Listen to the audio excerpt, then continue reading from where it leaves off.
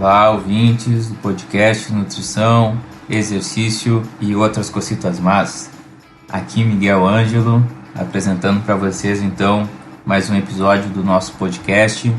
Hoje vamos falar de refeições durante o exercício, durante a atividade, o que a gente deve consumir, quanto, por quê, que características essa sessão de exercício físico precisa apresentar para que realmente seja necessário fazer o consumo, a reposição de algum alimento ainda durante o exercício, tá bom? Sugiro que, se você não ouviu o episódio anterior a respeito das refeições pré-exercício, ouça, assim a gente consegue dar uma sequência lógica aí das refeições, pré, durante. E o nosso próximo episódio, então, será a respeito das refeições pós-exercício físico, beleza? Então, vamos dar início, então, ao nosso conteúdo mesmo, tá? A respeito das... o que comer, por que consumir determinados nutrientes durante o exercício físico. Aí vem uma parte que eu acho bem importante da gente entender, é a respeito do fornecimento de energia para o nosso corpo, tá? Bom, é importante a gente entender que durante atividades muito leves, atividades de repouso, por exemplo, agora que eu estou aqui sentado, tranquilo, nem tão tranquilo, mas sentado, fazendo uma atividade física muito leve, o principal substrato energético, a minha principal fonte de energia nesse momento são as gorduras, tá? À medida que a intensidade das atividades aumenta também a participação dos carboidratos como fonte de energia. Então, se eu sair daqui agora, for fazer alguma caminhada rápida, alguma corrida leve, alguma coisa assim, que seja mais intenso, a participação dos carboidratos aumenta e a participação das gorduras diminui. Eu começo a consumir mais carboidratos para fornecimento de energia durante o exercício físico, tá bom? Então, é por isso que durante o exercício físico a gente precisa repor justamente carboidratos, beleza? Então, esse é o primeiro conceito que a gente precisa ter claro, é que durante o exercício físico se repõe principalmente carboidratos. Beleza. Quando que a gente deve fazer isso? Aí são algumas características da sessão de exercício mesmo. Por exemplo, abaixo de 45 minutos, a gente não precisa repor nenhum tipo de carboidrato durante o exercício, não é necessário. E com um bom pré-treino, um pré-treino bem composto, a gente vai conseguir ter nutrientes, energia para realizar a sessão de treinamento ou o exercício em si. Entre 45 minutos de duração até 60 minutos, entre 45 e 60 minutos de duração, vai depender também da intensidade dessas atividades. Então, por mais que a atividade tenha menos de 60 minutos, mas se ela for muito intensa, pode ser interessante que eu faça alguma reposição, consuma algum tipo de carboidrato ainda durante o exercício físico para otimizar, para eu manter um bom nível de desempenho durante o exercício físico. A partir de 60 minutos é sempre recomendável que a gente faça alguma reposição, porque a partir desse momento, a partir de 60 minutos a gente não consegue manter um fornecimento de energia com as nossas fontes, os nossos estoques de glicogênio, de carboidratos, enfim. Então, a partir desse tempo, é recomendável sim que se faça alguma reposição, beleza? Então, revendo bem rapidinho, menos de 45 minutos não é necessário, um bom pré-treino garante nossa energia para a atividade. Entre 45 minutos e 60 minutos, vai depender da intensidade, se for atividades intensas, sim, é necessário.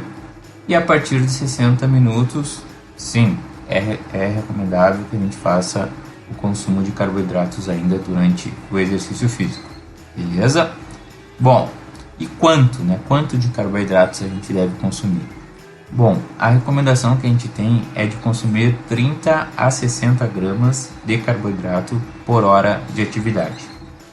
Então, se eu for fazer alguma atividade que fique em torno de 2 horas, eu posso consumir em torno de 60 a 120 gramas de carboidrato. Então, isso aí eu vou ter que testar, isso vai depender também do nível de treinamento do atleta, se a prova vai ter 2 horas, vai ter 4 horas, vai ter 6 horas, daí eu vou organizando isso tudo na rotina, né, ali da prova, na sequência da prova, né.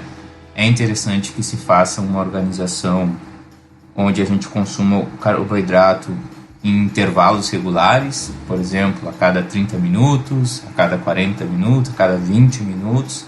Daí é bem importante que o atleta, né, ele conte com a ajuda de um nutricionista, né, para poder organizar isso ao longo da prova, para poder testar isso. Testar é muito importante, testar isso nos treinamentos, porque a gente vai ver que algumas coisas o atleta realmente tem que testar e escolher. Por exemplo, o tipo, né, de alimento, qual alimento ele vai consumir durante o exercício. Bom, o nutricionista ele vai indicar algumas coisas, né, que são interessantes, né, que contêm uma quantidade certa de carboidrato, que não contenham muitas, por exemplo, gorduras, que não é bom que se consuma gorduras durante o exercício, porque elas têm uma digestão mais lenta, né, pode gerar algum desconforto gástrico e tudo mais.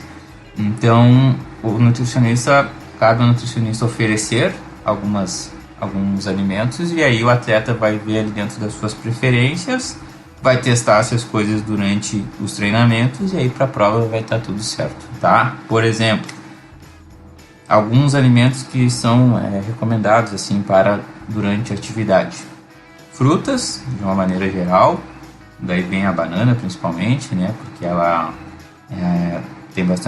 tem em torno de 25 a 30 gramas de carboidrato em uma banana média, tá? Então fica bem perto ali da medida que a gente precisa de carboidratos para consumir. Ela também não é uma fruta que se amassa, se estraga, então ela tem uma boa aceitação pelos atletas durante a prática, sabe? Os géis de carboidrato, né? Um sachê daqueles tem 30 gramas, não é ao acaso, eles têm 30 gramas de carboidrato, justamente por essa recomendação que a gente tem ali da quantidade de carboidratos por hora. Aí também tem diversos sabores hoje. Eles geralmente são bem doces, então tem que testar nos treinos para ver se vai cair bem aquele gel, que geralmente é doce, não vai repugnar, essas coisas, né? Tem muito atleta que gosta de consumir aquelas pão de snaguinha, né? Porque também é um carboidrato e, enfim, é uma coisa que o pessoal gosta bastante de utilizar, não vejo problema nenhum. Mariola, né? Aqueles ossinhos de banana, também é uma boa, porque são todos carboidratos, é uma coisa que às vezes o atleta consegue carregar no cinto, no bolso, enfim, tem consigo ali e consome a hora que quiser. A paçoquinha também é uma outra alternativa. Então são várias ofertas. Tem uma série de suplementos também que se pode usar, né? Maltodextrina, dextrose. Então o importante é realmente que o atleta teste tudo isso durante os treinamentos e escolha o que melhor ele vai aceitar durante a atividade, tá? Há uma certa discussão aí a respeito de alimentos sólidos e líquidos. Teoricamente, na literatura a gente encontra isso, que alimentos líquidos eles são mais facilmente digeridos, absorvidos. Porém, vários atletas já me disseram que às vezes consumir muito líquido, porque já tem toda a água durante a atividade, né? Gera algum desconforto, fica sacudindo ali na barriga, durante a corrida principalmente. Então não gostam, preferem mastigar. Ainda tem a parte da satisfação, bem-estar de mastigar alguma coisa, né, para saciedade. Então eles preferem sólidos, enfim. Então, como eu falei para vocês, é importante realmente testar essas coisas durante os treinamentos. Quando a gente fala em reposição de carboidratos e aí durante o exercício físico e tudo mais, é importante a gente falar dos isotônicos também, né? Porque é uma coisa que gera muita dúvida e o pessoal gosta de tomar, outros não gostam, é meio assim, ame ou odeie, né? Então, por que é interessante consumir esse tipo de isotônicos, né? Porque eles têm em sua composição carboidratos, então sim, tem carboidrato no isotônico, e além disso tem alguns eletrólitos, né? Sódio, potássio, magnésio, Então, todos esses eletrólitos, eles estão numa quantidade muito similar ao nosso plasma. Então, seria uma forma de hidratação otimizada, né? Tem ali exatamente os eletrólitos que a gente está perdendo no suor, né? Durante a perda de fluidos ali durante o exercício físico. E o isotônico vem fazendo essa reposição exatamente na quantidade que a gente precisa, além dos carboidratos. Então, sim, para quem treina frequentemente, tem uma carga alta de treinamentos, para quem faz exercícios longos, né, 50 minutos, 60, a partir disso, eu já sugiro fazer a utilização de eletrólitos.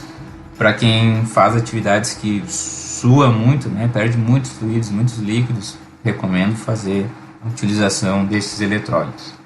Em contrapartida, para quem não faz exercício nessa frequência, nessa intensidade, com essas durações, eu não recomendo, não é necessário fazer consumo de isotônico durante quem não faz exercício, né? Não é um suco, não é uma água, não é bem assim. Então realmente é para quem faz exercícios intensos, longos, tem uma rotina alta de treinamentos, tá? Em alternativa aos isotônicos, nós temos também a água de coco, né? Se chama isotônico natural, o pessoal gosta de chamar, porque ela também tem uma quantidade boa de eletrólitos em sua composição. Então é uma alternativa sim, mais natural, eu acho bem legal. Bom, o recado que eu queria passar era esse, né? Falar um pouco a respeito de quando usar o carboidrato durante o exercício, em que quantidade, essas coisas. Espero que eu tenha ajudado vocês. Espero que vocês testem isso aí durante os treinamentos, vejam quanto é importante, porque muitas vezes a gente se preocupa muito ali no pré-exercício, no pós, e acaba negligenciando um pouco essas refeições durante o exercício, tá? E qualquer dúvida, qualquer sugestão, qualquer crítica, qualquer dica de melhora também, enfim, né, por favor, entrem ali no meu Instagram, @NutriMiguelAngelo, e deixe sua mensagem lá que a gente vai sempre conversando para avançar melhor, fazer um podcast cada vez melhor aqui, tá bom? Muito obrigado e fiquem ligados aí no nosso próximo episódio.